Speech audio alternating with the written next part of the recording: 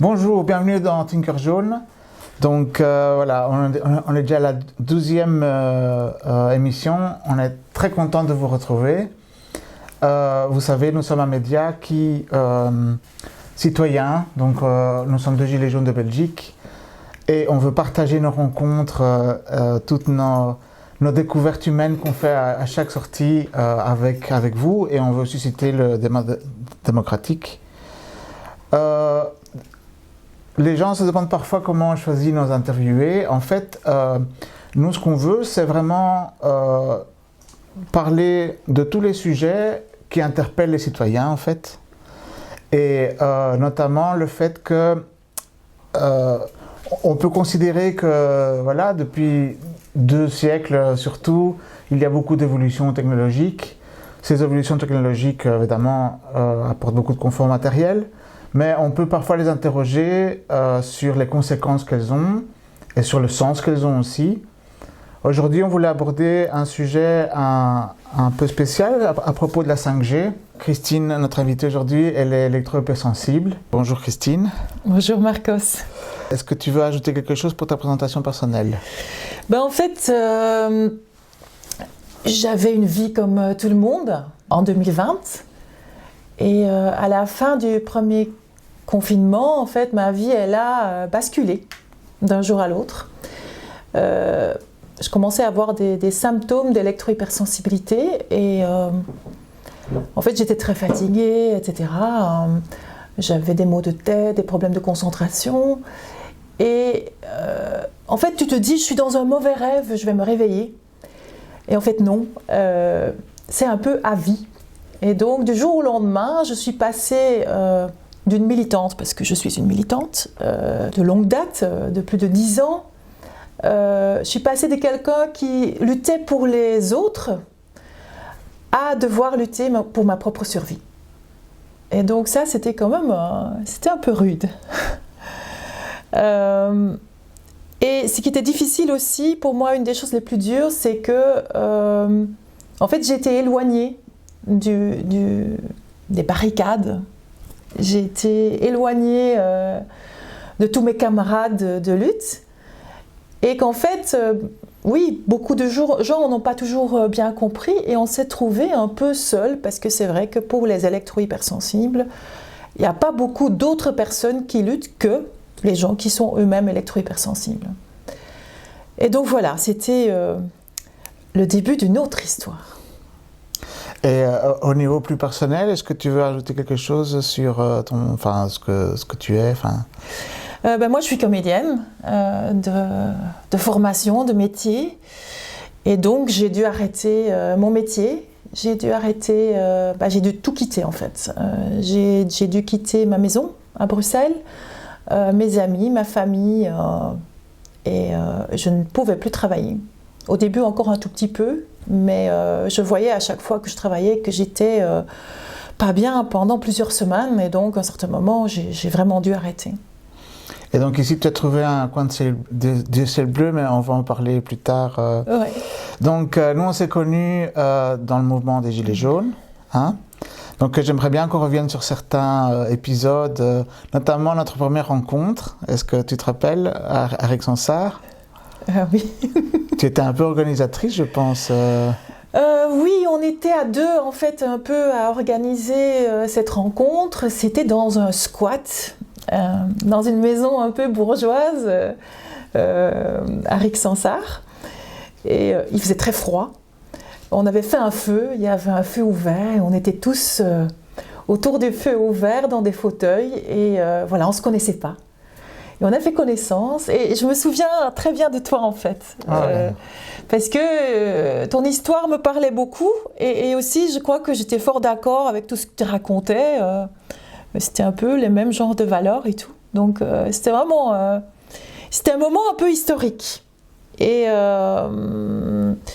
voilà, pour moi, c'était les Gilets jaunes. J'étais déjà dans l'activisme classique, entre parenthèses. Les Gilets jaunes, c'était une nouvelle recrue de personnes qui avaient parfois jamais manifesté de leur vie. Et donc, certains oui, hein, il y avait des gens qui étaient déjà engagés depuis longtemps, mais il y a beaucoup de gens pour qui c'était la première fois qu'ils s'engageaient dans un truc citoyen. Et c'était comme un nouvel espoir dans le monde de la lutte. Et donc, je ne voulais surtout pas rater ça. Oui, donc cette rencontre-là, donc on était une quinzaine, et chacun a vraiment vidé son cœur, et on sentait vraiment que c'était des gens qui voulaient s'engager et changer les choses. Et ça, c'est merveilleux. Enfin, je veux dire, c'est vraiment, pour moi, c'est un des plus beaux moments de ma vie, clairement. Notre caméraman, Doc Pat, était là aussi. Oui. Un peu plus tard, il y a une amie commune un peu folle qui a voulu, enfin on est tous fous, hein, pour changer les choses, pour changer le monde il faut être fou. Elle a voulu révolutionner le monde artistique et écrire un nouveau manifeste. Est-ce que tu as des souvenirs de ça? Est-ce que Je me souviens qu'on avait été à la campagne dans un habitat groupé, c'est ça, hein? Chez Heidi en fait. Chez oui, Francine. c'est ça. Et donc on avait commencé à écrire là-dessus et tout. Et voilà, moi ce que je peux observer, c'est que dans le monde artistique, c'est un peu comme dans tous les secteurs, il n'y a qu'un petit pourcentage des gens qui sont véritablement engagés. Certaines personnes sont très engagées et d'autres le sont moins. Maintenant, dans mon environnement, mes collègues et tout, j'avais souvent des collègues qui me disaient « Ouais, je t'admire pour tout ce que tu fais dans ton engagement, mais moi je ne pourrais pas parce que ce serait trop dur à supporter, à voir toute la misère du monde, à devoir en quelque sorte faire face à la vérité. » Et donc voilà, c'était toi oui, mais nous, voilà, on te supporte de loin.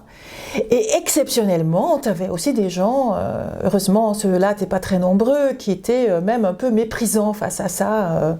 C'était un peu vous les gauchistes. Mais bon, heureusement ces gens-là, c'était des gens qui étaient très peu nombreux. Et il y avait certaines personnes, voilà, qui étaient avec nous dans la lutte. Mais bon, dans toute la population, combien de pourcentage est-ce qu'on a? C'est pas tant que ça non plus. Hein. Oui, c'est ça. Donc, à la base de l'initiative, il y avait le constat que dans le Gilet jaune, il n'y avait pas beaucoup de manifestations artistiques, que ce soit par des artistes ou même par les citoyens. Je veux dire, il n'y avait pas beaucoup de musique, il n'y avait pas beaucoup de dessins. Dans d'autres, on va dire, révoltes populaires ailleurs dans le monde, ça a été beaucoup plus coloré, beaucoup plus... et donc on voulait un peu secouer le cocotier. Et effectivement, si tout le monde dit c'est bien, allez-y, on est avec vous, mais que personne ne bouge, c'est pas comme ça que les choses vont changer. Et je me souviens particulièrement de moments qui m'avaient touchée très fort. C'était en fait au Bursk. Il y avait les artistes qui s'étaient réunis pendant toute cette période de manifestation pour dire voilà, il faut qu'on se bouge et tout. Et en fait, on faisait un tour de la table et je remarquais que beaucoup de gens parlaient que pour leur job à eux, pour sauver leur job à eux. Il faut que, voilà, qu'on ne perde pas ceci, qu'on ne perde pas cela. Et je me souviens, on était là avec deux activistes qui étaient un peu plus dans cet activisme plus global. Et on leur disait, mais écoutez les gars, si vous ne vous battez que pour votre propre cause, eh bien vous n'allez pas y arriver. Parce que c'est en se réunissant de tous les secteurs, en créant une cohésion entre les différentes luttes, qu'on peut arriver à avancer et à changer un peu le monde. Mais si vous ne pensez que à votre petit statut, etc., votre statut bien sûr est important, c'est pas ça, votre boulot est important. Mais il faut se réunir tous ensemble. Et ça, c'est quelque chose que les Gilets jaunes ont véritablement fait, c'est rassembler tout le monde.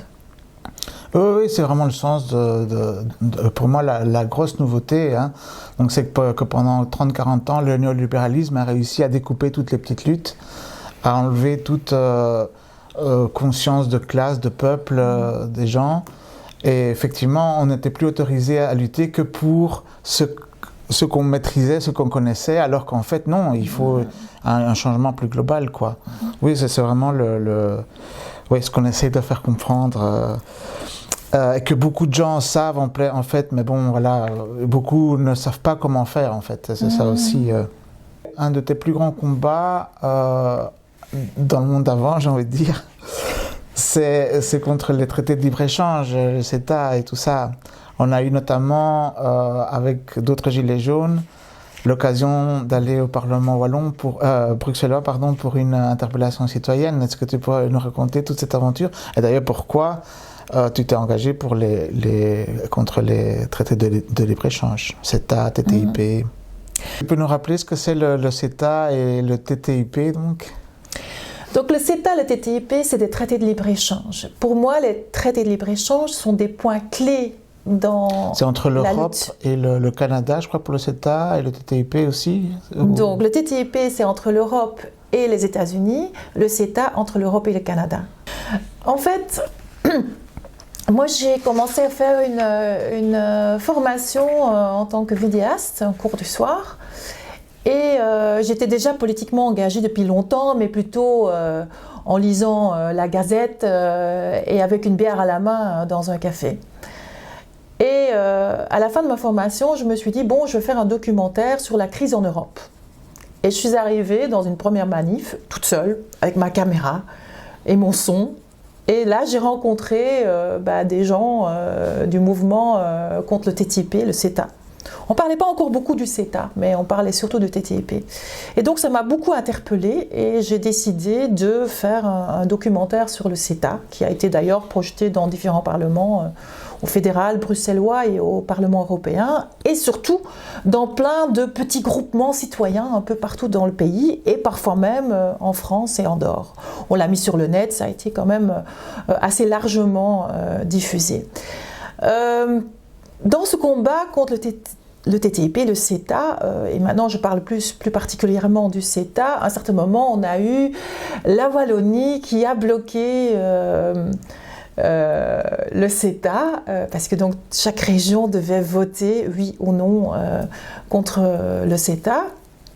Et en fait, nous, on débouchait déjà presque le champagne, et quelques jours plus tard, il y a eu un retournement de situation. Et donc, en fait, le CETA a été mis en application provisoire, et pas mal d'activistes ont été un peu découragés, et au moins ont mis en fait le CETA un peu dans le frigo, en se disant voilà, pour l'instant on ne sait plus rien faire.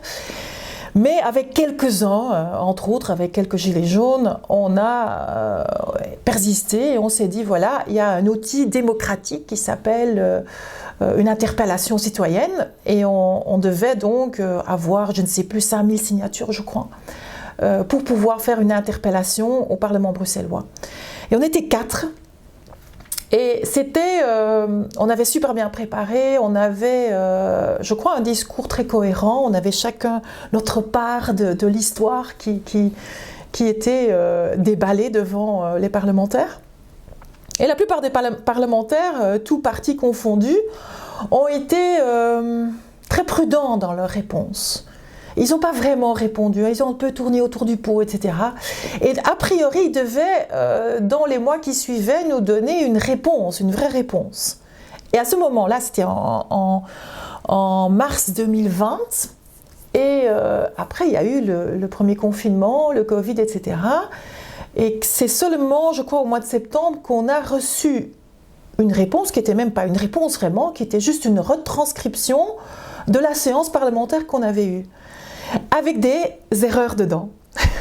Mais entre-temps, moi j'étais devenue électro-hypersensible et j'avais d'autres chats à fouetter.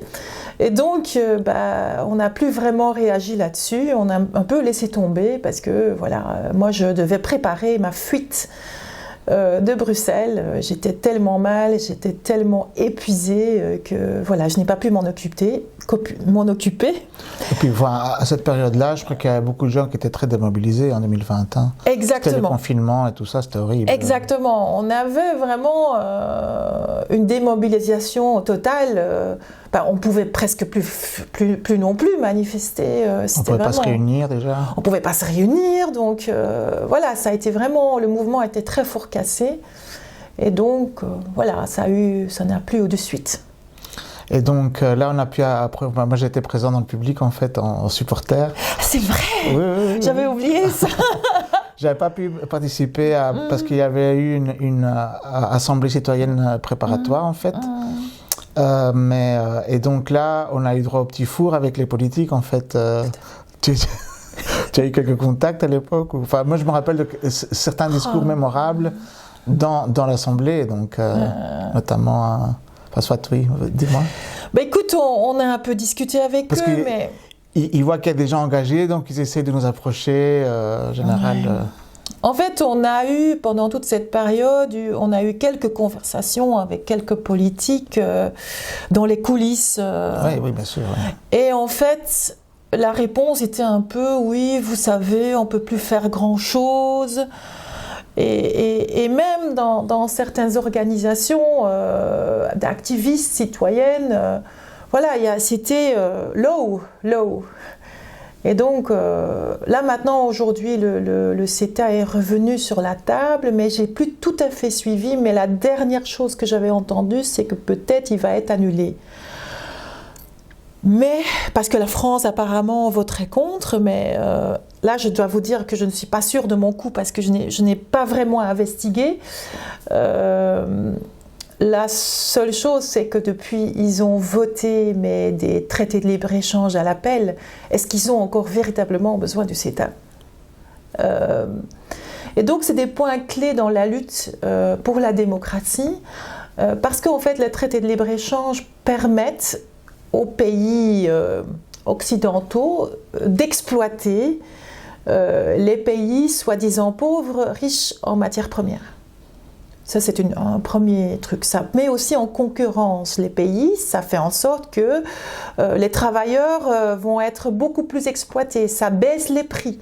Ça baisse les conditions de travail.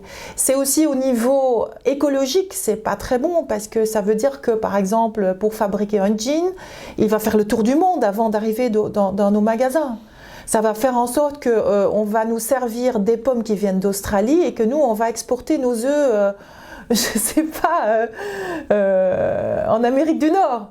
Je dis n'importe quoi, mais voilà, ça fait en sorte que ça boycotte un peu l'économie locale. Je ne dis pas qu'il ne faut rien exporter, rien importer, mais en fait, ça met en concurrence et donc celui qui a les conditions de travail les plus basses va pouvoir vendre son produit au prix le plus bas et va pouvoir les distribuer partout dans le monde. Et donc, c'est vraiment une spirale vers le bas, aussi bien au niveau de qualité qu'au niveau de conditions de travail. Ouais, c'est une espèce de cerise sur le gâteau du mondialisme, en fait. C'est un moyen pour créer le néo-capitalisme, le néolibéralisme, et donc vraiment pour exploiter les peuples au service de quelques-uns. Ouais. Et c'est vrai que ces idées, je crois elles battent un peu de l'aile depuis quelques années parce que depuis Trump notamment, le protectionnisme redevient fort à la mode. Il y a des prises de conscience et tout. Donc, je crois que les gens sont un peu perdus maintenant. C'est plus trop. Avant, c'était la vérité absolue. Il fallait absolument des traités de libre-échange partout. Maintenant, même les Européens, ils refusent le traité Mercosur, par exemple, parce qu'il y avait Bolsonaro et parce que voilà, ils veulent mettre des conditions écologiques, soi-disant. Ils veulent donner des leçons d'écologie à Lula, apparemment. Donc,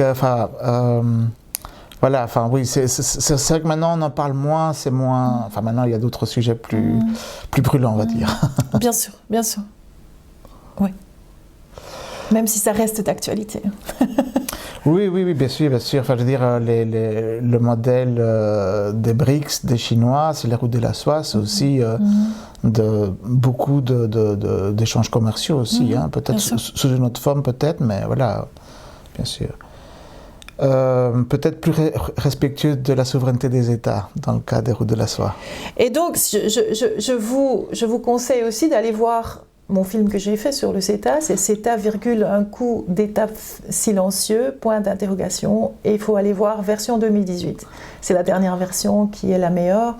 Et donc vous allez voir toute la panoplie de possibilités que donne ce traité de libre-échange pour nous, pour le dire vilainement, pour nous baiser la gueule.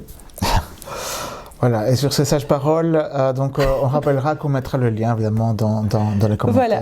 Ça va. Voilà, on va parler maintenant du fond du dossier. La raison de notre visite, parce que là, on s'est déplacé dans un endroit où Christine ne risque rien, donc chez elle, près de Virton. Peut-être déjà rappeler un peu au niveau technique, donc ce que c'est la 5G, parce qu'on en parle beaucoup, mais donc il y a beaucoup d'ondes dans notre vie moderne, hein, donc les ondes radio. En Belgique, on a moins les ondes de télé, mais voilà. Ce sont toutes des ondes électromagnétiques, donc l'électromagnétisme, c'est simplement l'électricité, hein, mais donc il y a différentes variétés d'ondes et donc la dernière en date qu'on a utilisée pour les communications GSM et surtout de données, d'échange de données, hein, Internet et tout, c'est la 5G. Donc tu peux un peu nous expliquer un peu tout ça? Oui, donc en fait, au niveau des ondes, nous avons les basses fréquences, c'est l'électricité, c'est les 50 Hz, et puis nous avons les hautes fréquences. Les hautes fréquences, c'est tout ce qui est GSM, Bluetooth, Wi-Fi, donc tout ce que envoient les antennes et tout ce que aussi les objets connectés. Donc tout ce qui est de cet ordre-là, c'est des hautes fréquences. La 5G, en fait, a différentes phases. Donc d'abord, on reste sur les fréquences de la 4G et de la 3G qui sont plutôt autour de 700-800 Hz. Et puis on va monter jusqu'à des ondes millimétriques. En fait, il y a beaucoup de choses à dire là-dessus. Déjà, en fait, je voudrais vous montrer un dossier où on va bien sûr mettre en lien dans la description. Donc, c'est un dossier de Onde.Brussels. Onde.Brussels, c'est Wendy de Emtin et Charles Six qui sont, donc elle est physicienne, lui est conseiller communal à Watermal, à Woluwe-Saint-Lambert. Et donc, c'est un peu une explication sur qu'est-ce que c'est la 5G et quels sont les mythes autour de la 5G. Parce que souvent, on nous dit, oui, mais la 5G, ça va rayonner beaucoup moins, etc. En fait, la 5G, ça vient en plus de la 3G et de la 4G. Ça augmente en fait l'électrosmog, donc la pollution électromagnétique dans notre environnement. Une fois qu'on arrive à des ondes qui sont plus courtes, parce que donc on monte dans les Hertz, on va avoir besoin de beaucoup plus d'antennes. Donc il y en a qui parlent des antennes tous les 100 à 200 mètres partout dans les villes. Oui, parce que c'est plus puissant, mais donc le rayon d'action est plus court, oui, et donc il faut plus d'antennes, quoi. Voilà. Donc, il faut dire aussi qu'il n'y a pas eu d'études sur la 5G. Donc, ce qu'on sait déjà, c'est que les ondes électromagnétiques artificielles, en général, sont mauvais pour la santé. On a plein des milliers d'études qui parlent de ça. Par rapport à la différence entre les ondes qui sont par exemple à 700-800 Hz et ceux qui sont millimétriques, en fait, on n'a quasi aucune étude là-dessus, ou très peu d'études là-dessus. Donc en fait, le principe de précaution n'a pas du tout été respecté. Donc le principe de précaution, qui est un principe européen, qui dit qu'avant de lancer quelque chose sur le marché, il faudrait vraiment faire une étude pour voir si ce n'est pas nocif pour la population. Maintenant, donc, ici, dans ce document, on va donc voir différents mythes et donc qui vont être démontés. Et donc, je vous conseille vraiment de le lire si ça vous intéresse parce que c'est un document qui est extrêmement précieux. Sur le même site, il y a aussi des vidéos où Wendy de Emtin explique un peu tout ce que c'est, les ondes électromagnétiques et pour quelles raisons c'est mauvais pour la santé. Donc, par rapport aux ondes électromagnétiques, donc souvent les États ils nous disent ouais mais nous sommes avec des normes très sévères, etc., etc.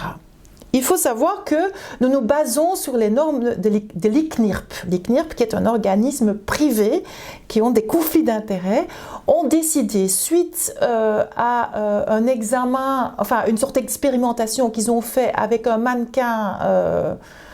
Donc pas un vrai humain, qu'ils ont exposé pendant une demi-heure aux ondes électromagnétiques, ils ont été voir si ce mannequin chauffait. Donc s'il y avait une augmentation de la température des tissus. Et en fait, ils ont vu qu'à partir de 41,5 volts, après une demi-heure, ça chauffait les tissus. Et ils ont décidé donc que la limite pour les humains, c'est là. Mais on doit s'imaginer de mettre quelqu'un face à 41,5 volts par mètre. Je ne suis pas sûre qu'il y en a beaucoup qui restent très longtemps. Oui, ils ne chauffent pas, mais ils auront d'autres problèmes, quoi, c'est ça? Je crois que... Voilà. Donc, ça, c'est déjà une chose. Si on regarde par rapport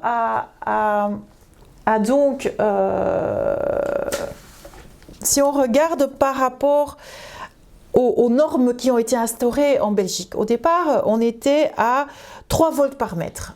Alors que beaucoup de scientifiques et de médecins disaient en fait il faudrait pour le mieux d'avoir 0,2 volts par mètre pour que ce soit vraiment safe et qu'on applique le principe de précaution. Donc déjà 3 volts par mètre, c'est déjà beaucoup plus. Et c'est exponentiel en fait. Quand on dit volts par mètre, c'est exponentiel. C'est pas 3 volts divisé par 0,2 c'est vraiment exponentiel.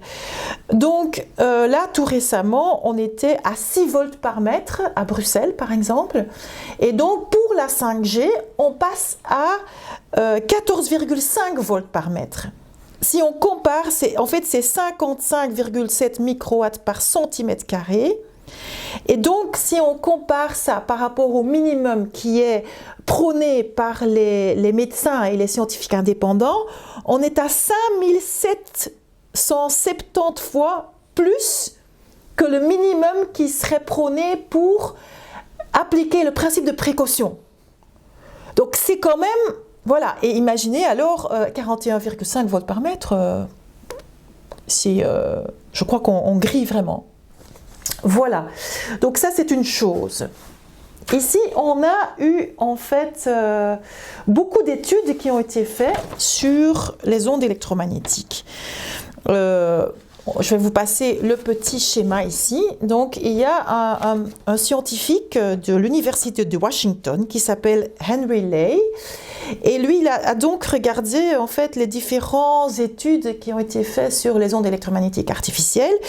Et il a vu que dans les études qui n'étaient pas commandées par l'industrie des télécoms, il y avait quand même 70% des études qui prouvaient qu'il y avait des effets nocifs sur la santé. Et donc 30% qui montraient pas d'effets nocifs. Dans les études qui étaient commandées par l'industrie, on avait seulement 32% des études qui démontraient des effets nocifs. Donc voilà, on voit déjà une grande différence entre les études indépendantes et les études de l'industrie. Donc nous avons eu pas mal d'appels du monde scientifique. Et donc, un des appels belges du monde scientifique, c'est Electro Smog Appeal Belgium. C'est Dr Magali Kuhlmann, entre autres, qui est l'initiatrice de cette appeal. Et donc, cette appeal a été signée par 1136 signataires belges et aussi par 104 signataires du monde médical à l'étranger. Donc quand on regarde ce rapport, en fait c'est quand même vachement intéressant. Ça se base en fait entre autres sur l'avis du Conseil de l'Europe. L'avis du Conseil de l'Europe en 2011. Le Conseil de l'Europe, a priori, c'est une organisation sérieuse. Oui, donc c'est le gardien des droits de l'homme en fait en Europe. Europe, c'est pas l'Union européenne, c'est toute l'Europe avec la Russie et tout. Voilà. Dans sa résolution 1815, elle prône d'être extrêmement prudent avec les ondes électromagnétiques artificielles, de ne pas de faire attention aux enfants, aux adolescents, de ne pas mettre du sans-fil dans les écoles, dans les hôpitaux, etc. et de limiter à 0,6 volts par mètre. Il n'y a pas que le Conseil de l'Europe, il y a aussi en 2019 le Conseil supérieur de la santé belge qui dit que il a été montré que les rayonnements non ionisants émis par les micro-ondes agissent via l'activation des canaux calciques dépendants du voltage, induisant des impacts biologiques à des niveaux non thermiques. Donc, pour dire ça en mots compréhensibles, donc en dehors du réchauffement des tissus, ce que l'ICNIRP avait fait comme expérience, il y a d'autres effets biologiques qui se font. Donc il y a des troubles du comportement et du langage chez l'enfant. Il y a des glioblastomes et du neurinome de l'acoustique, du nerf acoustique. Le glioblastome, c'est une sorte de tumeur du cerveau. Donc depuis les années 90, nous avons 4 fois plus de glioblastomes qui se présentent. Et en fait, moi, j'ai un pote qui a eu un glioblastome, justement. Et tout au début, il avait dit « Oui, je crois que c'est à cause de mon GSM. J'étais dans une habitation où il y avait très peu d'ondes, avec des gros murs. Et je tenais toujours mon GSM de ce côté-là de ma tête. Et c'est là, justement, que j'ai eu le glioblastome. » Et puis, au début, les chirurgiens disaient « Mais non, rien à voir. » Et en fait, il y a 3 ans, je crois, il a reposé la même question à son neurologue. Et son neurologue a dit écoute, c'est les ondes électromagnétiques, entre autres. Et c'est une explosion de cas. Et en fait, avant, ce neurologue disait, avant, c'était surtout des gens au-delà de 60 ans qui avaient ce genre de choses. Maintenant, aujourd'hui, on a énormément de gens entre 20 et 30 ans qui ont des glioblastomes. Donc tenir votre GSM là-bas et téléphoner pendant des heures, c'est vraiment pas une bonne idée. Alors, donc qu'est-ce qu'on a encore comme autre effet ? On peut, je ne sais pas si tu comptes le faire, mais on peut déjà rappeler que notre corps est plein d'électricité. Voilà. Notre corps, en fait, est un corps où il y a de l'électricité. Donc, on a des neutrons, des protons. Enfin, ne me demandez pas des détails. Je ne suis pas physicienne. Mais, en fait, on doit s'imaginer que notre corps est un être, on est des êtres électriques. Et une onde électromagnétique artificielle de la puissance qu'on a aujourd'hui est, tenez-vous bien, 1000 milliards plus fort que les ondes électromagnétiques naturelles. Et donc ça fonce sur notre corps, et donc ça perturbe forcément l'organisme. Et donc qu'est-ce qu'on a comme différents problèmes ? On a des brins d'ADN, par exemple, qui s'abîment. On a des problèmes neurologiques. Oui, parce que tout le système nerveux, ce n'est que de l'électricité. Oui, c'est ça, exactement.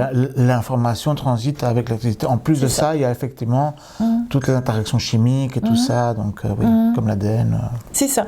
Donc on a ce que je disais tout à l'heure par rapport aux canaux de voltage dépendants. Ça, c'est une étude qui a été faite par Martin Pal aux États-Unis, où il y a d'ailleurs eu un énorme article sur l'RTBF, où ils disent, Alzheimer précoce, des problèmes neurologiques chez des jeunes, parfois suite effectivement à une exposition beaucoup trop grande aux ondes électromagnétiques. Parce que on passe du temps, on passe des heures sur son GSM, on est dans le Wi-Fi tout le temps, devant l'ordinateur, etc. Donc il y a aussi des problèmes d'immunité, il y a des problèmes de toutes sortes de cancers, des problèmes de fertilité, des problèmes d'hyperactivité. Donc la panoplie est énorme. Donc voilà, je veux dire, c'est normal en quelque sorte, parce que si effectivement on s'imagine que tout notre organisme est impacté par ça. Donc même si on ne le sent pas, nous en tant qu'électro-hypersensibles, on le sent très fort. En fait, le corps, il résiste, et à un certain moment, il dit « écoute, je lâche ». Et là, il commence à bugger. Et donc, on a toutes sortes de symptômes. D'ailleurs, je peux vous montrer... Oui, ça c'est peut-être une question... comment se rendre compte qu'on peut avoir des problèmes liés à l'électrohypersensibilité ? Enfin, quels sont les symptômes, Voilà. Et quel est peut-être ton parcours à toi, je ne sais pas. Voilà. Donc moi, par exemple, je suis devenue électrohypersensible. En fait, j'avais déjà des symptômes précurseurs depuis quelques années. Je commençais à avoir des problèmes de sommeil alors que j'ai jamais eu de problème de sommeil de ma vie. Et depuis, avant de vraiment déclarer de manière aiguë l'électrohypersensibilité, je commençais à ne plus bien dormir, à me réveiller à 3-4 heures du matin, ne plus savoir m'endormir. à être très fatiguée, souvent devoir m'endormir pour faire une sieste la journée. J'avais aussi de temps en temps des acouphènes. Et voilà, je me disais, ok, c'est ça, c'est la vie qui est stressante. J'avais des problèmes d'immunité, d'inflammation. Et donc, quand on devient électro-hypersensible aigu, quand on se trouve dans les ondes, on a des maux de tête, un peu comme j'ai la tête comme un étau, j'ai la tête comme un seau, comme on dit parfois. Avoir l'impression d'avoir la tête comme un seau, avoir une sensation très désagréable. En fait, on se sent mal. C'est comme si on avait la grippe un peu. On se sent...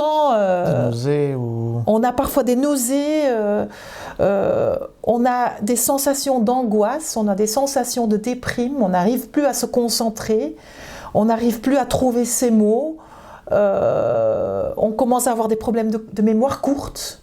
Quelqu'un te dit, tiens, voilà, tu me ressonnes dans 5 minutes, t'as oublié 5 minutes plus tard, etc. Donc, qu'est-ce qu'on a encore? Des arythmies cardiaques. Moi, je me souviens, quand j'ai commencé à beaucoup travailler sur l'ordinateur, notamment quand j'ai fait le montage de mon documentaire dans le Wi-Fi chez moi, eh bien, j'avais des tachycardies. Et donc, j'ai été chez le médecin, chez le cardiologue, en disant, voilà, je ne sais pas ce que j'ai, mais j'ai des tachycardies. Je me demande vraiment si je n'ai pas de problème de cœur. Il m'a examiné le cœur, il m'a dit, non, tout va bien, oui, tu as des petites anomalies qui sont génétiques, mais j'avais rien de grave. Et donc, en fait, chaque fois que je me trouvais devant l'ordinateur, j'avais le cœur qui battait très fort et une sensation vraiment très, très désagréable. Et donc, bien sûr, aussi une fatigue anormale, nausées, sensation de brûlure parfois, etc. Donc, si on a ça, et surtout quand on se trouve dans un lieu où il y a beaucoup d'ondes, il faut peut-être aller vérifier quand on va dans un lieu où il n'y a pas d'ondes si les symptômes disparaissent. Maintenant, il faut savoir que certains symptômes vont apparaître assez rapidement et vont disparaître assez rapidement. D'autres symptômes mettent parfois des heures ou parfois même des mois à disparaître si on se trouve dans ce qu'on appelle une zone blanche. Par exemple, quand on a des problèmes de mémoire, moi ça m'a pris donc... Quand je suis arrivée ici, j'avais des problèmes de mémoire graves. Je ne retenais pas plus qu'un chiffre. Je me souviens, j'ai dû m'enfuir de Bruxelles en camping-car. J'ai été me réfugier dans la forêt chez quelqu'un. Donc j'avais quand même accès à l'électricité que je devais mettre à la terre le plus possible parce que sinon je ne supportais vraiment pas. Et donc j'avais des problèmes de mémoire graves parce que je refaisais un peu le plancher de mon camping-car et je devais retenir 2 chiffres. J'y arrivais pas. Je devais vraiment le noter. Alors qu'avant, j'avais une mémoire mais terrible. Enfin, je suis comédienne normalement.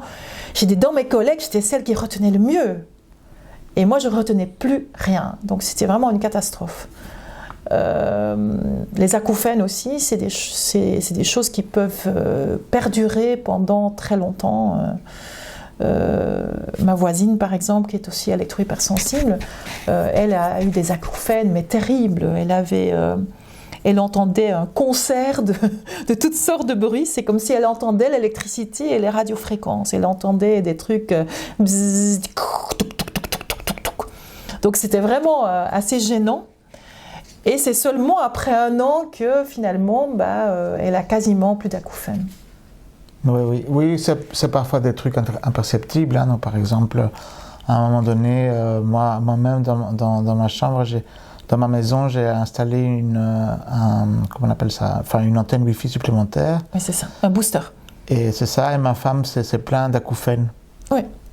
Et quand tu as enlevé le booster, ça s'est arrêté. Voilà. Voilà.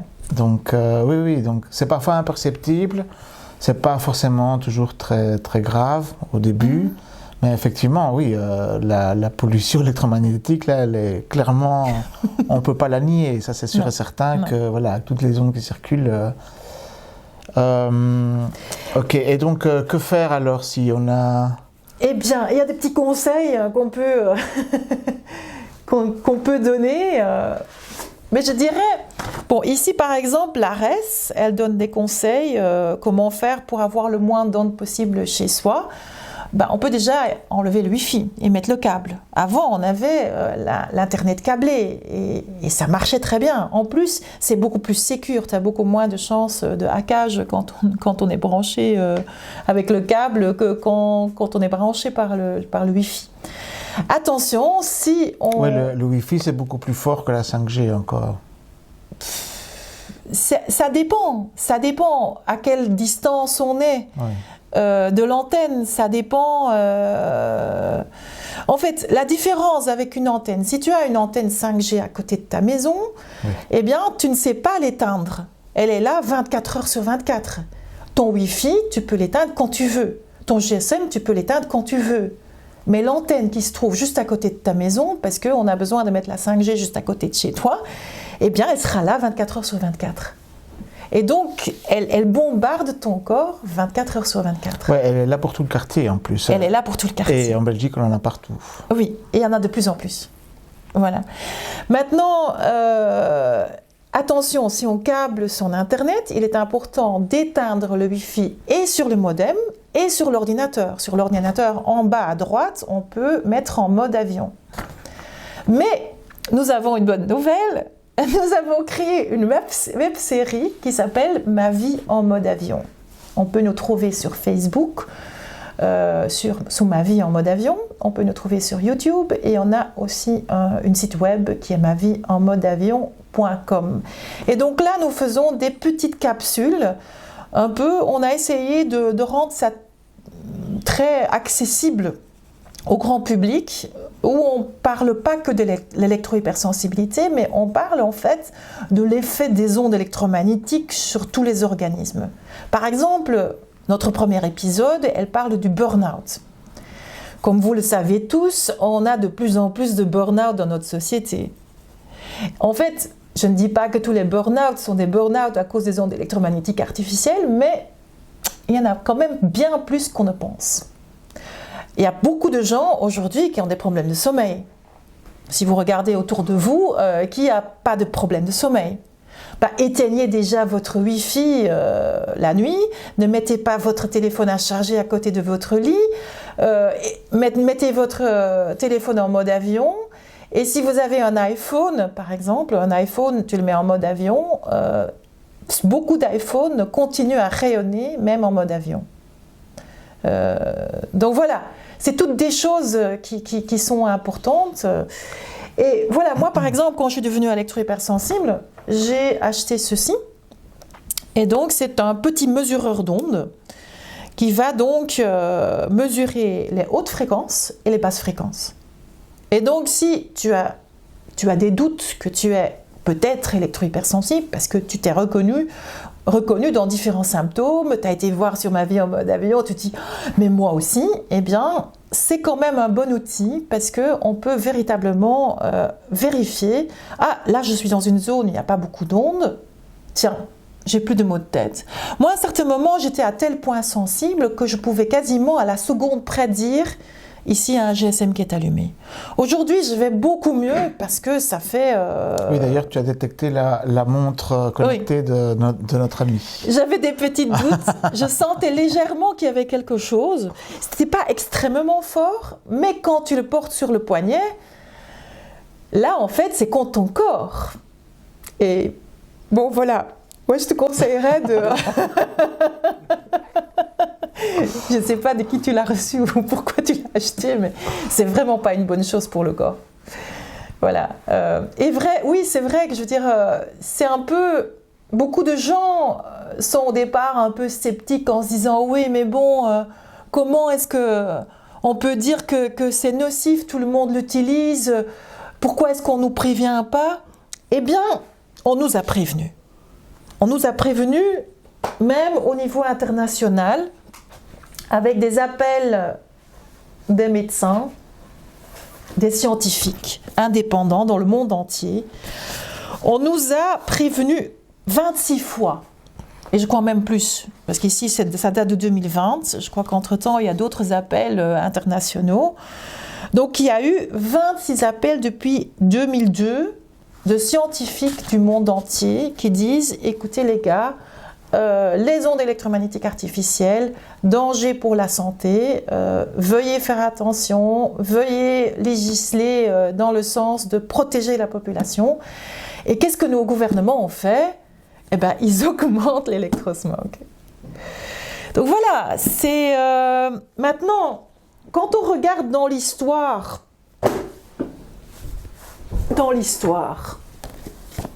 donc l'histoire de la cigarette par exemple, je ne sais pas si vous vous souvenez un tout petit peu que dans les années 60, on nous disait vous êtes enceinte, fumez un bastos parce que c'est super bon pour la santé.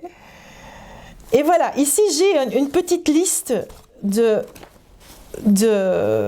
choses et on nous donne le nombre d'années d'inaction des gouvernements à partir du moment qu'on a su que c'était nocif et combien d'années ça a pris avant qu'on a vraiment pris des mesures au niveau politique. L'amiante, qu'est-ce que vous pensez? C'était dans les années 60 qu'on a construit ça, c'est ça? Plus ou moins, qu'on a beaucoup généralisé.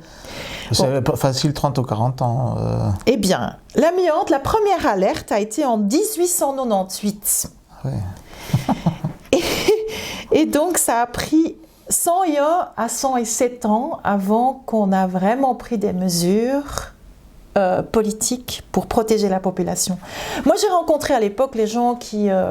il y a eu un grand procès, et je connais d'ailleurs l'avocat qui a géré cette affaire, donc comment on a fait pour faire en sorte que l'amiante devienne officiellement quelque chose de dangereux pour la santé. Et en fait, une petite anecdote quand même, l'entreprise a été condamnée, en Belgique, a été condamnée à indemniser les victimes. Et qu'ont fait les gouvernements? Ils ont dit à un certain moment, écoutez, si vous voulez, nous, le gouvernement, l'État, on peut vous débourser aussi, on peut vous indemniser aussi, on va même vous donner un peu plus. Vous pouvez choisir, soit vous vous faites indemniser par l'entreprise, soit par l'État, et par l'État, vous allez recevoir plus. Ok. Et donc l'entreprise, en plus, a arrêté effectivement ses activités d'amiante en Belgique, mais a continué à faire des activités d'amiante en Inde, au Pakistan, dans certains pays, où ils ont continué à tuer des gens. Et ils n'ont pas été condamnés par rapport à ça.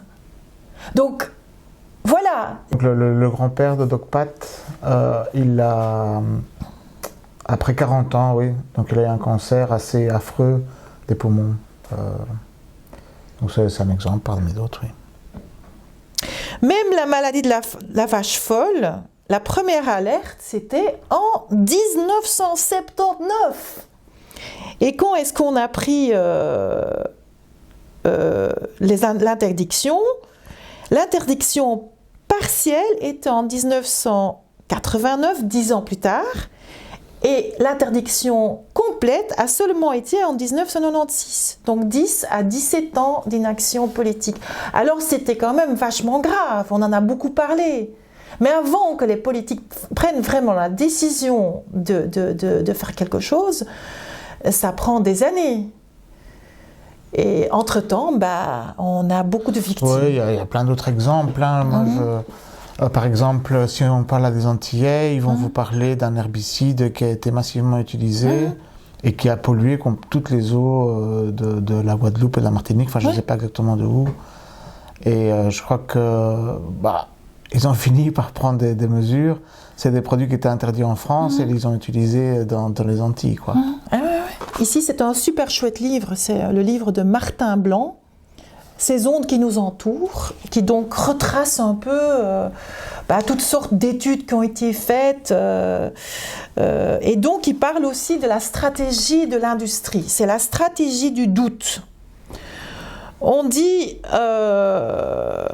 toujours, nous n'avons aucune preuve absolue qu'il y a un lien entre le cancer des poumons et la cigarette, qu'il y a un lien entre l'électrohypersensibilité et les ondes. Et donc, pour l'instant, les chiffres, qu'est-ce qu'elles disent? En 2020, l'ANSES, qui est un organisme gouvernemental français, dit qu'il y a estime plus ou moins qu'il y a 5% de la population qui est électro-hypersensible, EHS on dit. Hein. Donc avec des symptômes assez importants pour qu'on... Avec des symptômes assez importants, dont peut-être 2% avec des symptômes extrêmement graves. Mais en Suisse, donc on a eu récemment une super vidéo d'une conférence qui a été donnée pour 700 personnes avec beaucoup de politiciens locaux qui étaient présents dans la salle, où dans cette vidéo on raconte que on estime qu'en Suisse, où la 5G est déjà très développée, il y a 10% de la population qui serait impactée par les ondes, par l'électrohypersensibilité, dont 5% qui sont à tel point impactés qui ne savent plus travailler. Donc ça, c'est quand même, c'est pas négligeable, c'est plus une pathologie, comment on dit ça, orpheline. C'est quand même, c'est une belle partie de la population et qui n'a jamais eu des problèmes pour s'endormir après qu'il a passé toute sa soirée sur l'ordinateur, qui n'a jamais des fatigues, qui n'a jamais... beaucoup de gens ont des petits symptômes. C'est seulement à un certain moment, le corps, il n'en peut plus. Il crée une sorte de burn-out face à cette agression que nous subissons de manière continuelle, qui diminue notre immunité, qui diminue notre résistance et qui fout en l'air notre santé, il faut le dire quand même, quoi. Et quand on est extrêmement gravement atteint comme je l'ai été et comme je le suis quand même encore, parce que pour moi c'est très difficile d'aller jusque Bruxelles. Rester une journée entière à Bruxelles, c'est extrêmement difficile, je ne suis pas sûre que j'y arrive. En général, je dois vraiment m'éloigner. Et même si je le fais, que je supporte jusqu'au bout, je sais que je vais porter les conséquences pendant plusieurs semaines. Donc, c'est pas rien. Donc, ici, on est près d'Arlon, ta famille, elle habite à la mer, c'est ça? Ma famille habite près de Bruges, et donc, aller chez ma famille, c'est extrêmement difficile. Chaque fois que je vais chez ma famille, je suis fatiguée, des problèmes d'articulation pendant plusieurs semaines. Et donc, quand je suis chez eux, c'est une torture. Je suis très contente de les voir, mais c'est une torture parce que même dans leur maison, c'est plus safe pour moi. Donc je subis tout le temps une sensation de ça va pas, je me sens pas bien. Et surtout le trajet en plus. Et surtout le trajet. Je ne peux pas y aller en général toute seule parce que je tiens pas le coup. Donc je demande à mon voisin de venir avec moi, d'aller visiter en même temps sa famille qui est pas loin aussi. Et de faire une partie du trajet. Parce que c'est bien, ça fait du covoiturage en plus. Ça fait du covoiturage. C'est écolo, c'est bien. Dans les exemples que tu donnes, on voit aussi que quand on veut, on peut arrêter. Ouais. Alors peut-être que pour la 5G, c'est un peu plus compliqué parce que je me rappelle, on a eu après le Covid un plan de relance et les deux thèmes qui étaient privilégiés pour les projets que présentaient les États, les régions, les pouvoirs publics en général, c'était le climat, on va dire, et le numérique. Ah oui. Et donc, c'est vraiment une option économique qu'a pris notre gouvernement. Est-ce que tu sais, tu as une idée pourquoi ils font ça et pourquoi c'est compliqué de lutter contre ça? Parce que c'est un enjeu économique assez important. Bien sûr. C'est effectivement c'est le grand marché des objets connectés, c'est le boost de l'économie. Et puis je crois qu'il y a aussi une partie on peut mieux contrôler la population. Il y a quand même une question d'une société, plus de contrôle, reconnaissance faciale, des choses comme ça. Certains outils qui peuvent permettre de mieux contrôler une population quand il n'est pas très content. avec, oui, certaines possibilités. Et là, enfin, je veux dire, j'ai pas envie de devenir complotiste, mais ce qu'on peut voir, c'est que, en fait, les ondes électromagnétiques ont quand même été utilisées comme arme. Et là, on trouve des articles. Donc, en fait, l'ambassade, c'est le syndrome d'Havane. De la Havane, peut-être. De la Havane, voilà. Donc, en fait, à Cuba... C'est pas quand on fume trop de cigares, hein. Ouais, c'est ça. Donc, à Cuba et en Chine, l'ambassade américaine a été bombardée par des ondes et plein de gens ont eu des problèmes de maux de tête, problèmes de concentration, des problèmes d'acouphènes. Donc, tous les problèmes de l'électro-hypersensibilité. Et puis, on a dit, ah bah tiens, on dirait que c'est dû à cette ambassade a été bombardée d'ondes. Et donc, on a eu même, entre les années 60 et 80, l'ambassade américaine en Russie qui a été bombardée d'ondes, où il y a même des gens qui ont développé un cancer. Donc voilà, ça peut être utilisé. Donc voilà, je veux dire, je n'ai pas du tout envie d'extrapoler, mais ça peut nous montrer ce qui est possible. Ce qui est possible, qui peut être utilisé. Effectivement, si on aurait trop d'émeutes dans les populations. Oui, et puis il y a tout l'aspect économique. Hein, donc, la 5G, c'est pas juste la 4G en plus puissant. Il y a beaucoup plus de fonctionnalités qui permettent des business. Donc, par exemple, on peut vendre un réseau 5G à une société pour qu'elle gère son réseau à elle privatif. Il y a beaucoup d'autres possibilités. La 6, 7, 8G, c'est encore mieux. Donc, il y a encore plein de petits trucs pour faire encore plus d'argent. Sur du vent, quand même, on va rappeler, parce que c'est pas des choses qui font vraiment... Enfin, c'est pas des produits industriels, enfin, de première nécessité. Je veux dire, c'est pas... Bien sûr. Mais en fait, il y a encore un autre problème qui est le problème pour la nature. Donc ici, on a une étude de Warnke sur les abeilles, les insectes, les oiseaux. Donc en fait, toute la nature en pâtit. On a aussi... les abeilles, les insectes sont particulièrement sensibles. Donc il y a eu une expérience avec des fourmis notamment. On met une fourmi au milieu de... on met un GSM au milieu des fourmis. Les fourmis commencent à ralentir, commencent à avoir des problèmes d'apprentissage. Si on met un GSM au milieu d'une ruche, les abeilles ne vont plus retrouver leur ruche, vont avoir des problèmes d'immunité, des maladies. Et donc on s'imagine un peu s'il n'y a plus aucune zone où les abeilles et les insectes peuvent se réfugier, comme nous autres les humains, eh bien c'est catastrophique parce que nous avons besoin des insectes et des abeilles pour survivre sur la Terre. Mais il n'y a pas que ça, il y a aussi, en fait, il y a certaines études et on voit de plus en plus d'études qui parlent de ça.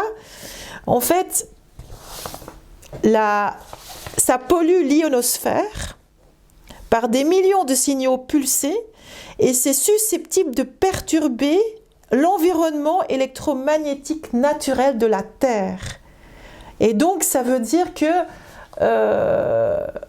on risque que la Terre je veux dire, c'est qu'on continue à multiplier. Donc, il n'y a pas seulement les signaux électromagnétiques qui peuvent perturber l'ionosphère, mais il y a aussi les débris des satellites qui se mettent dans l'ionosphère, qui commencent à tourner autour, qui créent une pollution. Et je veux dire, ça met en danger notre protection électromagnétique naturelle de la Terre. Donc, on est en train de jouer avec le feu. Pour quand ce serait, on n'en sait rien. Mais on risque de bousiller la vie sur Terre. Donc c'est extrêmement grave. Oui, parce que ce genre de développement technologique est généralement exponentiel, donc ça ne va pas s'arrêter comme ça. Et puis bon, il y a quand même aussi Extinction Rebellion qui, à l'époque, donc ça date il y a 3 ans, qui dit la vie ou la 5G, oui, je veux dire, il y a une pollution énorme qui est autour de toute cette technologie. C'est-à-dire, on a besoin de métaux rares, la guerre des métaux rares. Ça, c'est un journaliste du monde diplomatique un mec super sérieux, qui parle de la guerre des métaux rares. Donc, déjà, beaucoup de gisements de métaux rares sont en Chine. Donc, la Chine a un peu un monopole. Puis, en plus, avec avec la délocalisation des entreprises, c'est surtout la Chine qui gère tout ce qui est électronique, etc., GSM. Bon, ça, c'est côté économique. Mais les métaux rares ne sont pas présents de manière indéfinie dans les mines. Et donc, on épuise les métaux rares pour les générations à venir. Et donc, c'est quoi les plans des plus ambitieux? C'est de dire, ce qu'on pourrait faire, c'est aller exploiter les fonds des mers. Mais les fonds des mers, c'est bousiller la vie dans la mer. Et comme on sait, les océans sont responsables de 70% de la création de notre oxygène sur Terre, notamment par le plancton. Le plancton, les algues. Voilà, les algues et tout ça. Enfin bon, je ne suis pas non plus biologiste, mais je veux dire, ça, c'est quand même un principe de base qu'on sait que les océans, s'ils réchauffent trop, s'ils sont trop bousillés, si la vie est trop... Ils sont déjà fort pollués. Voilà. Je veux dire, on risque d'avoir moins d'oxygène. Ça risque de tuer la vie aussi sur Terre. Ou on va peut-être aller chercher dans l'espace. Mais qu'est-ce qu'on n'a pas besoin comme empreinte écologique, comme énergie, pour aller jusque dans l'espace? C'est quand même complètement débile. Est-ce qu'on a vraiment besoin de tout ça? Oui, est-ce que, de manière plus générale, est-ce qu'on a vraiment besoin d'Internet? Est-ce qu'on a vraiment besoin... donc ça pose un peu toute la question de la technologie qui est vieille comme l'humanité en fait. Donc hier j'écoutais une émission sur les tout débuts de l'humanité, les ancêtres des Indo-Européens, c'est eux qui ont apporté le bronze en Europe. Donc c'est très vieux. Évidemment, avec ça, ils ont réussi à s'imposer un peu partout. Mais voilà, ça a été le début de la métallurgie, donc ça fait il y a 5000 ans. Mais c'est vrai que dernièrement, oui, les innovations s'accélèrent. Et donc, qu'est-ce que tu aurais à répondre par rapport à l'utilisation d'Internet, des ondes en général, mais aussi même d'Internet, par exemple? Parce que ça pollue aussi beaucoup, toutes les centres de calcul. Les data centres, c'est une pollution énorme, c'est clair.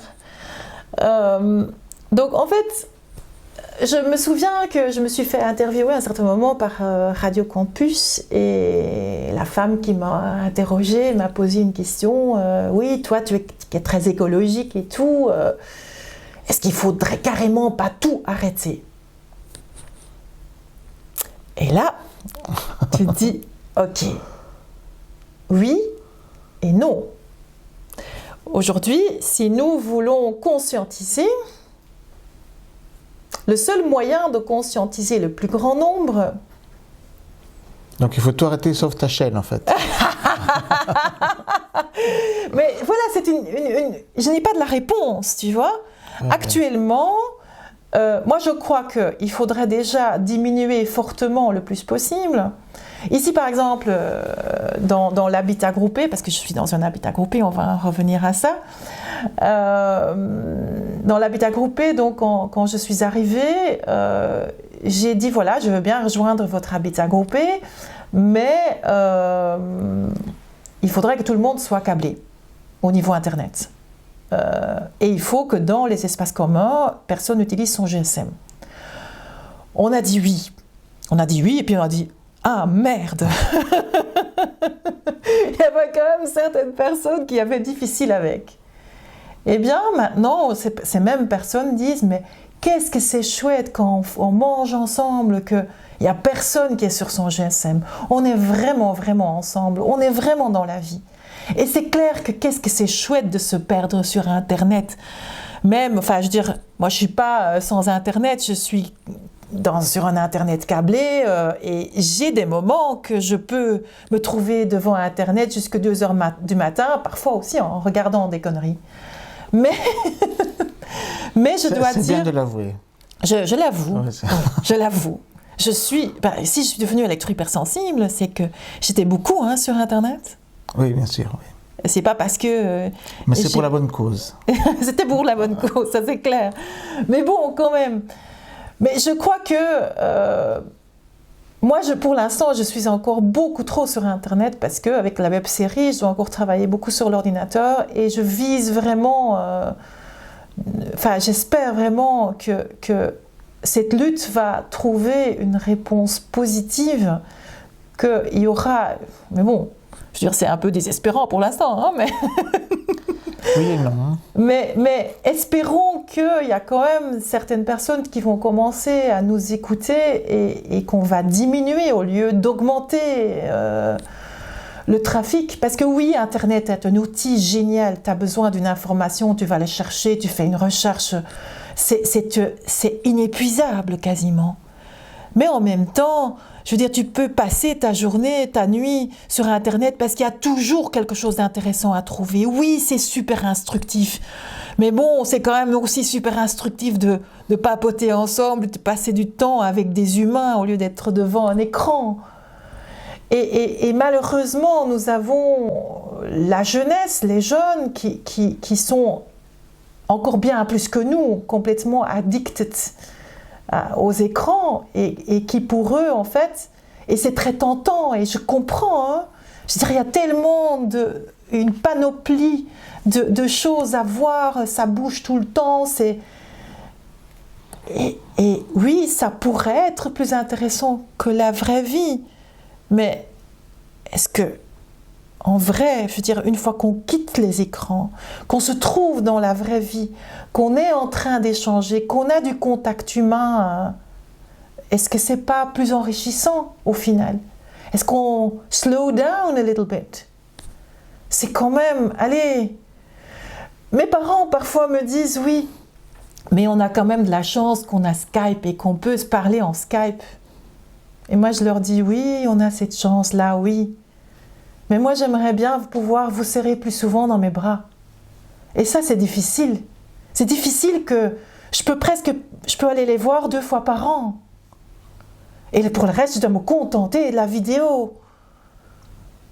C'est quand même dur, ça. Et voilà, on est de plus en plus de gens qui sont dans ce cas-là.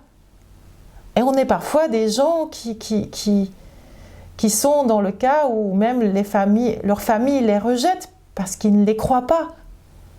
Bon, ça arrive de moins en moins parce que je crois que de plus en plus de gens commencent vraiment à se rendre compte qu'il y a un vrai problème. Oui, c'est pas avec les ondes, au moins avec l'utilisation généralisée des tablettes, des GSM et tout ça, ça c'est clair, oui, bien sûr, ça tout le monde le voit. Oui, tu vois, par exemple, on a eu... Je vais quand même un peu retourner dans ma documentation.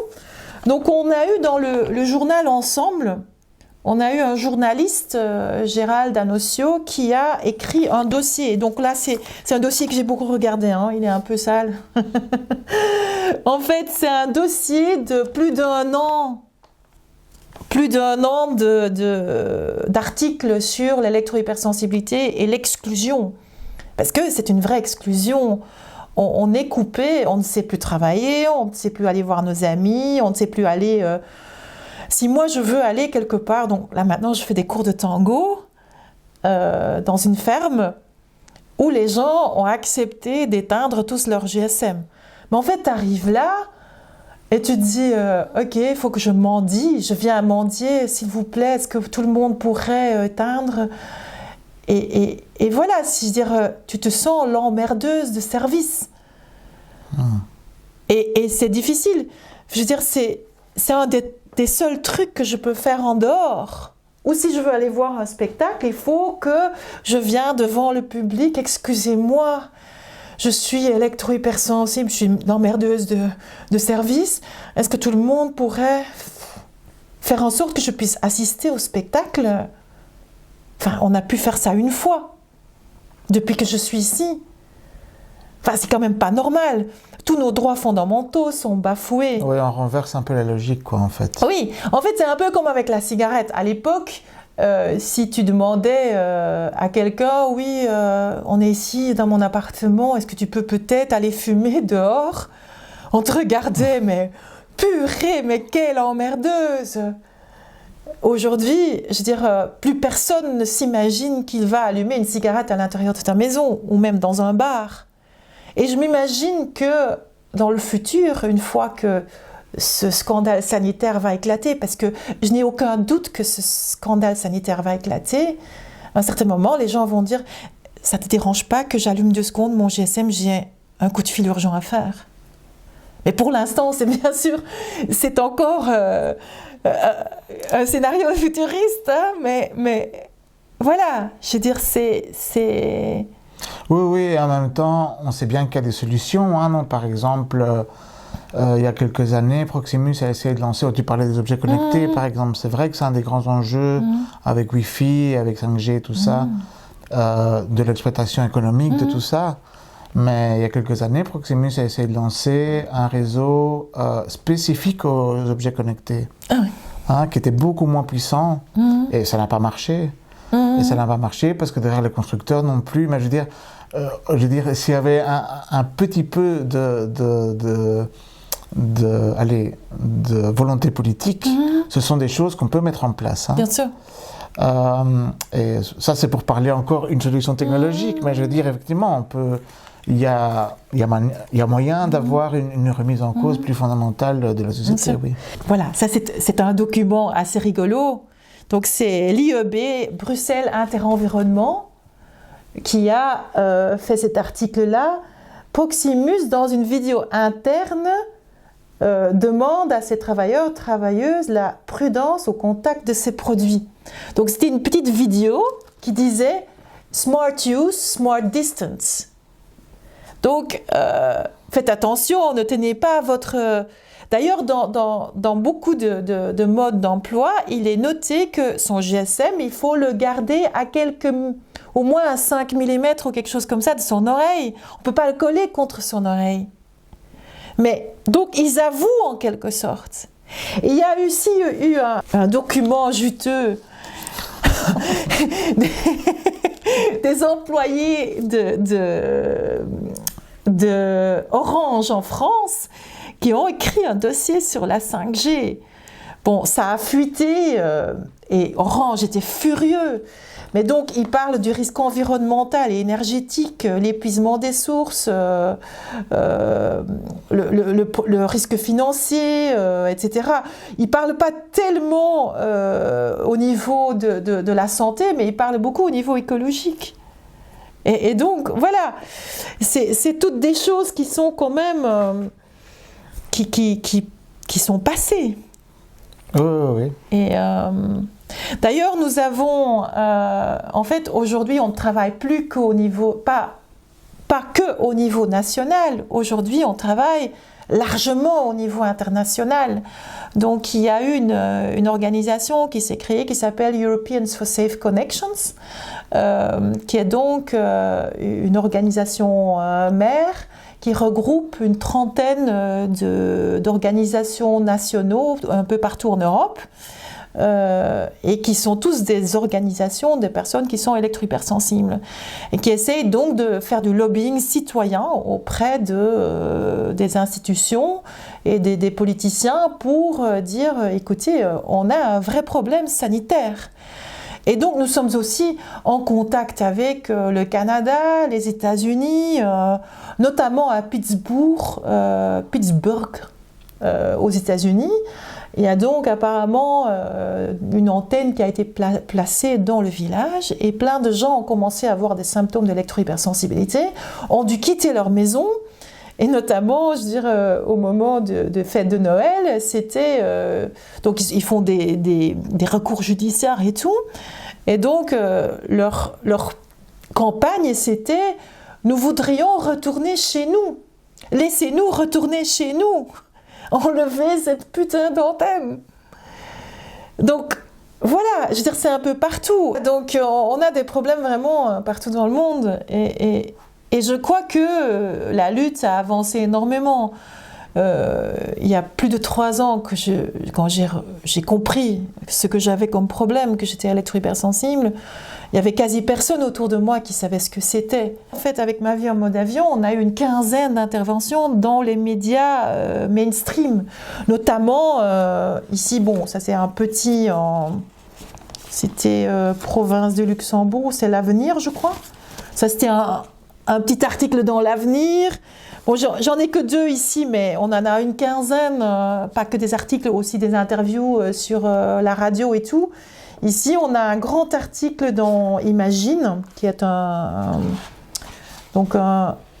journal, un journal écologique.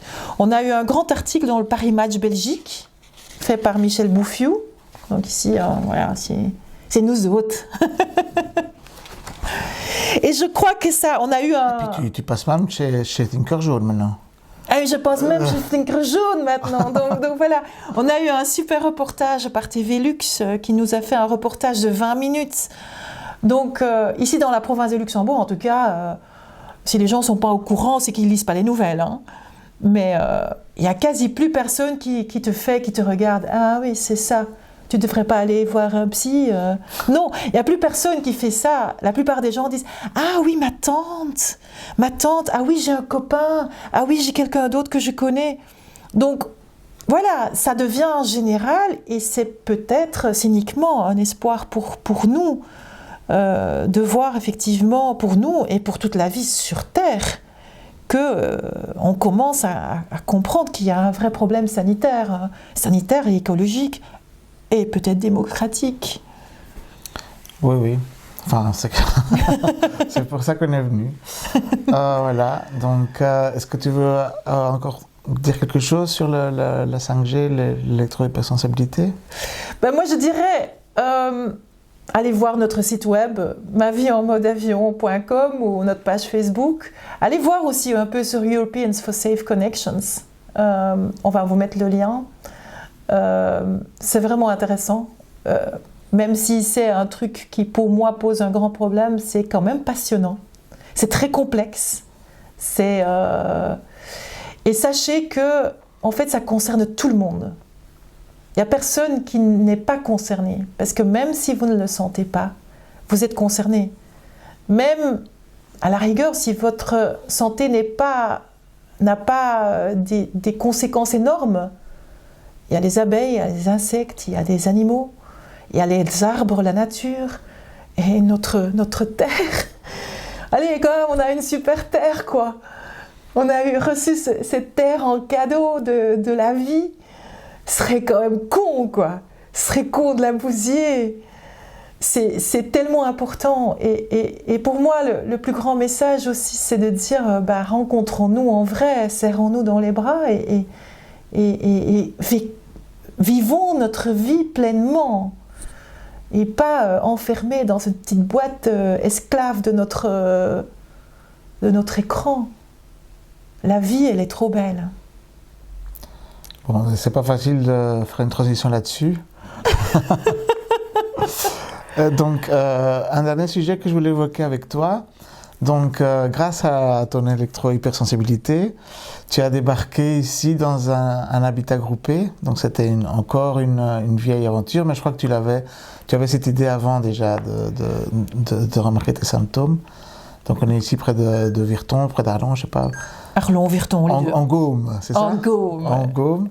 Est-ce que tu pourrais nous parler de cette aventure humaine? Parce que certains peut-être fantasment dessus, ont envie de se lancer. Quels sont les... Voilà. Est-ce que tu pourrais nous raconter notre histoire et puis donner des conseils à ceux qui voudraient se lancer? D'accord.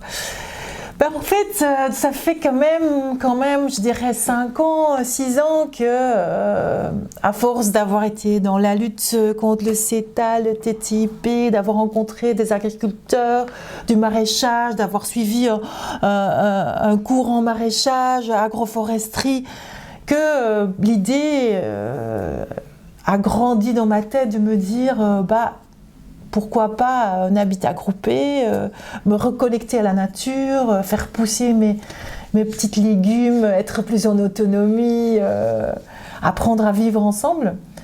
Et donc, au moment où je suis devenue électro-hypersensible, j'étais porteuse de projet pour un projet qui était à Velaines, près de Tournai, c'est ça. et qui est tombé à l'eau.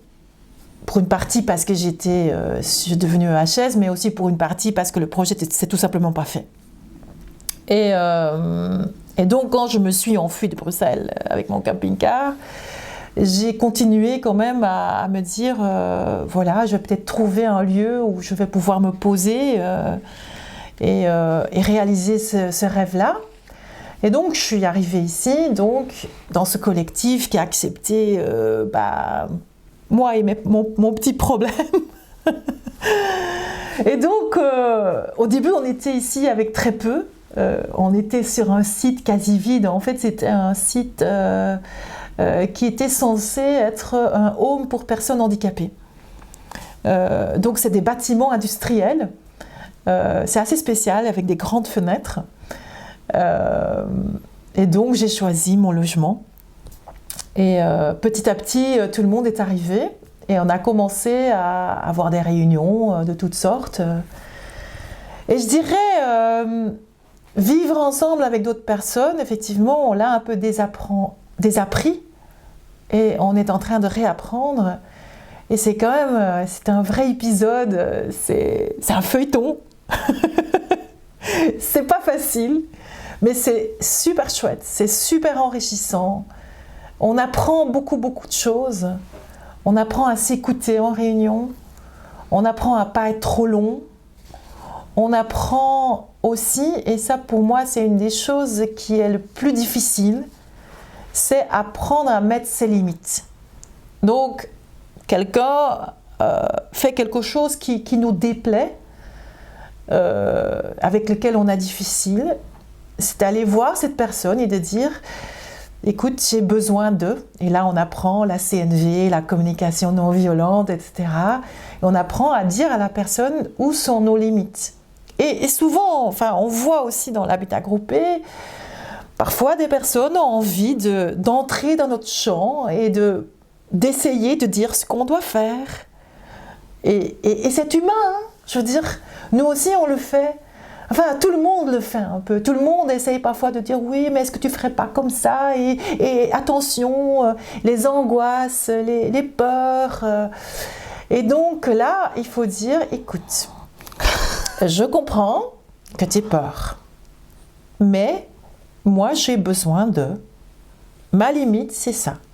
Et je veux pouvoir prendre mes décisions personnelles de manière délibérée, enfin, sans que on me culpabilise, sans que ceci et cela.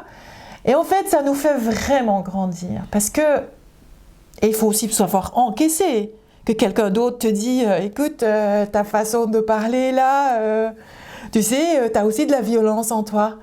Ah oui ? Non, moi je ne suis pas violente, je ne suis jamais violente. Et donc il faut aussi apprendre à accepter que quelqu'un te dit oui, toi aussi tu as ton côté ombre. Et on connaît déjà depuis maintenant, ça fait 2 ans plus ou moins qu'on est ensemble. Et en fait on commence à bien connaître les gens. C'est un peu comme dans un couple. Après 2 ans, tu sais plus ou moins qui t'es en face de toi. Et tu sais là où il ne faut pas aller titiller trop. Et tu sais que voilà, ok, cette personne-là a ce côté-là avec lequel j'ai un peu plus difficile. De quelle manière je peux faire en sorte pour dealer avec ? Ou quelles sont les choses avec lesquelles je ne peux vraiment pas dealer ? Ou je dois vraiment dire, ça, non, il n'en est pas question, tu ne peux pas. Mes limites sont là. Et donc, c'est arrivé aussi, hein, ce genre de choses ? Oui, en fait, un habitat groupé… c'est en fait un… Parce qu'avant, on avait le village, et donc les voisins étaient là, et donc on interagissait avec eux, mais il y avait toujours 1 ou 2 cons. La différence de l'habitat groupé, c'est que vous voulez recréer le village, mais le village heureux, sans cons. Et donc, parfois c'est difficile parce qu'il y en a qui sont vraiment cons. Et donc c'est ça un peu, mais ils ont tous envie de construire quelque chose ensemble. Je crois que chacun quand même garde son intimité, Mais enfin, je crois que c'est un peu ça, non? Enfin, je ne sais pas si... J'ai eu un retour récemment de Heidi qui en est revenue de cette expérience. Ah, ok. Qui a essayé ça une dizaine d'années, puis qui, en fait, elle s'est rendu compte que c'est ça, en fait, que là, en fait, on s'oblige à cohabiter avec certaines personnes. Mais donc, c'est pas comme dans un village où, à la rigueur, on laisse le con dans sa maison. Non, il faut vraiment que ça se passe bien, parce que c'est le projet, en fait. Mais moi, je dirais, est-ce que ça existe des cons? On est tous un peu cons. Bien sûr. Donc, on a tous nos qualités et nos défauts. On a tous nos angoisses et nos traumatismes. Et en fait, pour moi, c'est un peu s'apprivoiser. Nous, on voit en tout cas, avec la plupart des gens, maintenant, après 2 ans, ça se passe quand même vachement bien. Au départ, on a eu des frictions. Parce que tu te dis, ok, je suis dans un habitat groupé, solidaire et écologique. Et puis tu vois que c'est relatif. Écologie, ça va de là à là. Il y a des très écologiques et il y a des écologiques surtout dans la tête. Enfin, je veux dire, il y a vraiment... Et puis il y a des très écologiques qui prennent l'avion aussi. Aussi. Et chacun a ses limites. Et puis je crois aussi qu'il ne faut pas condamner. Parce qu'on est tous à un certain stade de notre apprentissage. Et pour certains, ça c'est faisable et ça non. Et il ne faut pas le condamner. Il faut apprendre à être tolérant face à ça et dire ouais, bon, toi ton écologie, sincèrement. Non, tu ne peux pas dire ça.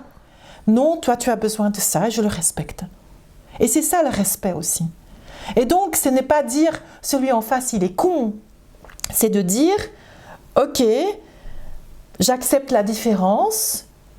La seule chose, c'est que dans mon interaction avec toi, ça, par exemple, j'ai besoin de ça.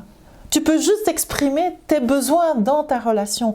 Tu ne peux pas imposer à l'autre ta vision des choses, ta manière de vivre. Et voilà, c'est un peu ce qu'on a eu avec les Gilets jaunes aussi. On est des gens qui sont extrêmement différents. Et voilà, c'est comme ça. On n'a pas choisi de se trouver tous ensemble là-dedans. Comme ici, c'est un peu la même chose. On a été formés un peu à la hâte parce qu'il y avait une certaine pression financière, etc., etc. Et donc, tu te trouves avec des gens avec qui tu n'as jamais vécu auparavant. Comme dans les Gilets jaunes, on est en contact avec des gens avec qui on n'aurait jamais été en contact dans la vie normale. Mais c'est quoi la vie normale? Est-ce que c'est pas intéressant, enrichissant de rencontrer des gens qui sont fondamentalement différents de nous? Et avec qui on apprend à dealer et on apprend à accepter la différence. Oui, c'est l'apprentissage de la vie et aussi de la démocratie aussi. Oui. Et c'est ça la démocratie. Comment on va faire pour faire en sorte qu'on prend une décision et personne ne se sent lésé? Et bon, c'est ça un peu la sociocratie. On essaye de faire une sociocratie. On essaye, on y arrive plus ou moins quand même. Je trouve que oui, c'est pas trop mal. Oui, on rappellera que la vraie démocratie, c'est pas de pouvoir voter tous les 5 ans. Oui. Ni même de voter pour un référendum. Oui. La véritable démocratie, c'est de se réunir tous ensemble et de parler. Oui. Et de trouver une solution qui convienne à tout le monde. Et donc oui, quand on parle de vraie démocratie aussi, il est important qu'il y ait une éducation populaire. Et donc ça, ici aussi, dans un habitat groupé, on s'éduque mutuellement. On a tellement de choses à s'apprendre mutuellement. Comme quand on a, voilà, comme si on était dans une vraie démocratie, dans la grande cohabitation des humains sur la Terre, il est important que tous les humains disposent de toutes les informations, qu'ils sachent véritablement de quoi il s'agit, c'est quoi l'histoire dans laquelle on est, le scénario dans lequel on a été projeté quand on est né dans cette société. Et je crois que pour ça, les gilets jaunes, c'est un apprentissage énorme parce que c'est génial, parce que « Ah, moi j'ai appris ça, je te l'apprends ». Et on apprend comment le monde tourne actuellement. Et la façon dont le monde tourne n'est pas toujours ce qu'il y a de plus beau. Mais en même temps, il y a tellement de super choses, il y a tellement d'humains super chouettes qui sont en train d'œuvrer pour un meilleur monde. Et ça, c'est notre apprentissage mutuel qui est extrêmement important, qui est à mettre en avant au premier plan, je dirais. Parce qu'on ne peut pas prendre des décisions si on n'a pas tout cet apprentissage-là, si on ne s'engage pas à s'apprendre et à être élève, enfin, être maître et élève en même temps de nos concitoyens. Oui, c'est ça qui était merveilleux pour revenir au début de notre entretien. Cette maison à Rixensart, c'est que justement, on a constaté qu'on était tous très très différents, mais qu'on voulait se mettre ensemble pour changer le monde, quoi. Oui. Et ton changer le monde n'est peut-être pas tout à fait le mien, ni le tien, mais en même temps, il y a quand même pas mal de choses qui sont communes. On a tous envie quand même qu'il y ait une certaine égalité, qu'on ne crève pas, qu'on ait la paix, qu'on vit dans un monde sain, qu'il y a plus de partage, plus de joie, et qu'il n'y ait pas quelques-uns qui possèdent tout le pouvoir et que tout le reste sont un peu des sous-humains. Mais non, qu'on crée quelque chose de véritablement démocratique. Oui. Sur ces belles paroles, on va arrêter. Merci beaucoup, Christine. Merci à toi, Marcos. Ce fut un plaisir. Alors, je ne sais pas si je t'ai raconté, mais la prochaine interview qu'on va faire chez Tinker Jaune, c'est la société sans argent. Ok, excellent. Donc, voilà. Donc, on va... Bon, merci beaucoup, alors. Ok, je regarderai certainement.